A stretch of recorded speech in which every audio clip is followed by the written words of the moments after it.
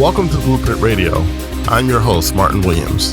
Here we help you create a blueprint for your life. And welcome to So let's build. Radio. My name is Martin Williams. Don't forget to subscribe to the podcast. You may do so on Apple Podcasts, Spotify, YouTube, and SoundCloud. All the links to the podcast can be found at guidedexpressions.com/podcast with an S, or wherever you're listening to this podcast right now. So today, what I wanted to talk to you about is the circulation of ideas. What do I mean by that? Well, I'm going to explain it to you. So I've been really studying the power of decision over the last few weeks. I've been pretty much listening as well as reading the book.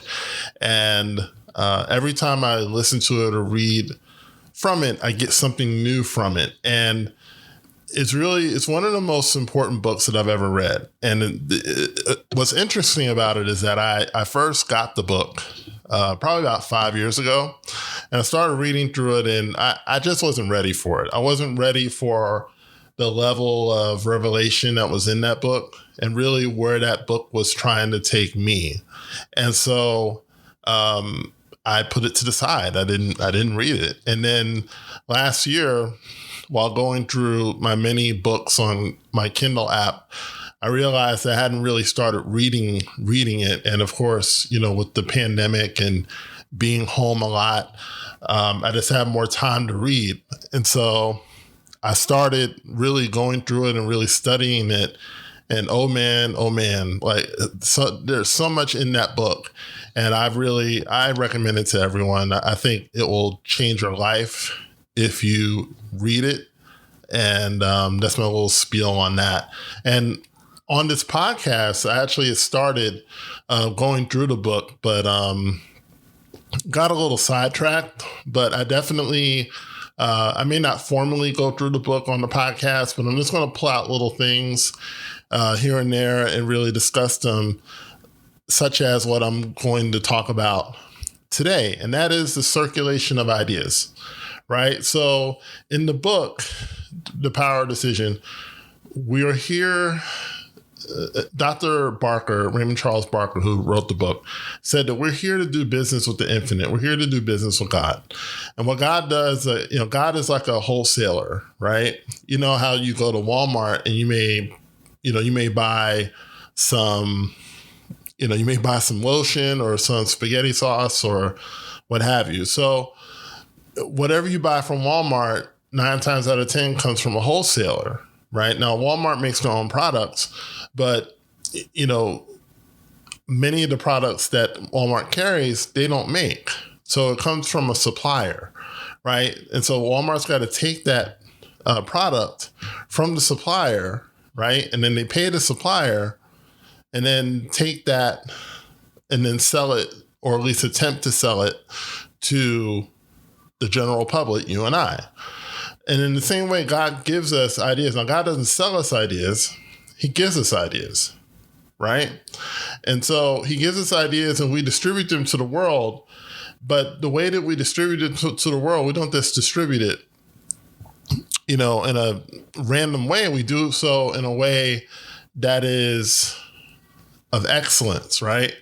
If you went to a restaurant and got a prime rib or a filet mignon, but the service was lousy, you really wouldn't think about how good that filet mignon was because the service was lousy. How many times have you gone to a place where the food really wasn't that bad, but how you were treated was so bad that you would never go back no matter how good the food was?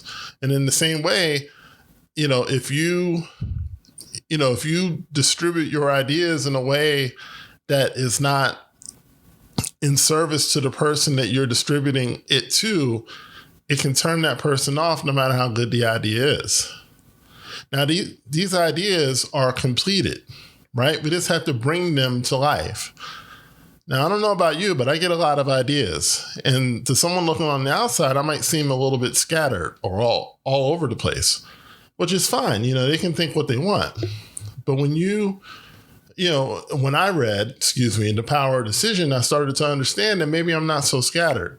In the business of life, God provides us with ideas, and these ideas are how we provide for ourselves and others. And whenever you need or want something, including money, the answer almost always comes in the form of an idea. And maybe that idea is to, maybe that idea is to call someone about a job, or maybe to talk to a neighbor about something unrelated to money. And maybe that neighbor needs their garage cleaned out or something like that, and you offer to do it. Most times those ideas are creative in nature. It's a business idea, things that maybe don't exist yet, or they don't exist in the way that you can bring them forth. So the transaction of business is simple. God gives you the idea, and you execute the idea. That's it. So why don't we do that? Excuse me. Well, usually it comes down to fear and overthinking. We want to know the outcome of the idea before we start, and that's not how life works. When you get an idea and you don't do anything about it, you create congestion in your world. And you ask the average person who struggles financially, how many business ideas or how many ideas to get money and have they had and did nothing about? Usually it's quite a few. The point isn't whether the idea will work or not. That's not the point. The point is, although, with the amount of ideas you bring forth, will it bless somebody, right? Maybe I won't sell 1,000 copies of my course, but if it helps one person, then it did its job. And I can't worry about whether, I'll be able to pay my rent or not, or what have you. That's the wrong focus. And the problem with most people, is that they focus on the wrong thing. They focus on survival instead of continuing the business, continuing the flow of life. The point is to continue the business of life. When God gives you an idea, it's up to you to execute that idea. You got to execute it. You got to put it out. You can't break the flow of creation. Now, there's billions of ideas that God wants to bring into the earth, but people often don't cooperate, and poverty and lack is often the result. Fear comes from misunderstanding, but the more you understand the business of life, the less you fear. So let's say I have 10 ideas for a business, and the ideas that I financially and energetically are able to carry out should be the ones that I do. And if I do the ideas, I continue the business of life. I'm in the flow of life, and as a result, things will flow in my life. Ask pretty much any successful entrepreneur whether their first business worked. And more often than not, the answer is no.